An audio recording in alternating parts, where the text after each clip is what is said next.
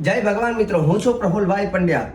નવા વર્ષની અંદર ધન રાશિનું રાશિ ભવિષ્ય કેવું રહેશે? ધન રાશિ જેના અક્ષર છે ભ ધ ફોડે ઢ અક્ષર. ધન રાશિ માટે એવું કહેવાય છે કે ચોથે શનિ, અત્યારે હાલ 7મે ગુરુ અને 3જે રાહુ ચાલે છે, જેથી ધન રાશિ માટે એકંદરે સમય કેવો રહેશે? તો કઈ વાતનું ધ્યાન રાખવાનું?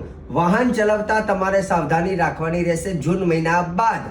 કેમ કે જૂન મહિના બાદ અત્યારે ગુરુ સારો છે, પણ જૂન મહિના બાદ બૃહસ્પતિ 8મી જાય છે, જેથી વાહનની નુકસાની અથવા અકસ્માત જેવી ઘટનાઓ ન ઘટિત થાય એનું ધ્યાન રાખવું. મતલબ વાહન ચલાવતા તમારે ધ્યાન રાખવાનું છે, કેમ કે શનિ મહારાજની પનોતી પણ ચાલે છે. જો જમીન મકાનને લઈને વાત કરતા હોય તો એની અંદર યોગ બનશે, પણ એમાં કોઈ તમને નુકસાની ના પહોંચાડી જાય એનું ધ્યાન રાખવાનું છે. માતા અને પત્નીના આરોગ્યનું ધ્યાન રાખવાનું છે. તમારું આરોગ્ય સારું રહે છે, પણ માતા અને પત્નીનું ધ્યાન રાખવાનું રહેશે. પત્નીના પ્રેમમાં વૃદ્ધિ ચોક્કસ જોવા મળે, જીવન સાથીનો સહકાર મળે, અને સાથે સાથે જેના લગ્ન નથી થયા એને જીવન સાથીની પ્રાપ્તિ થાય. ખાસ કરીને 3જે રાહુ હોવાથી એવું કહેવાય છે કે ભાઈ બહેનોનો સાથ સહકાર પ્રાપ્ત થાય. વિવાદ ચાલતા હોય તો એની પૂર્ણાહુતિ થઈ શકે. સાહસ અને પરાક્રમમાં વૃદ્ધિ થાય. પરિશ્રમ બાદ નોકરીમાં સારી સફળતા જોવા મળે. આર્થિક બાબતે આ વર્ષ થોડું મિશ્ર ફળ આપનાર બને છે, બહુ વધારે પણ નહીં અને ખરાબ પણ નહીં.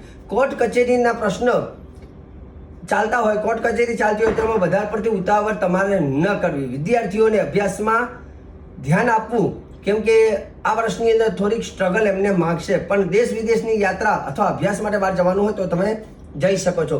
દાંપત્ય જીવન સુખમય પસાર થાય છે, પરંતુ જ્યારે જૂન મહિના બાદ પતિ પત્નીમાં અણબનાવ ના થાય એનું ધ્યાન રાખવાની જરૂર છે. સૌથી વધારે મહત્વની વાત છે કે અષ્ટમ સ્થાનમાં બૃહસ્પતિ આવશે, એટલે વાહનનું અને સાવધાનીથી વાહન ચલાવવાનું આ તમારે ધ્યાન રાખવું પડશે.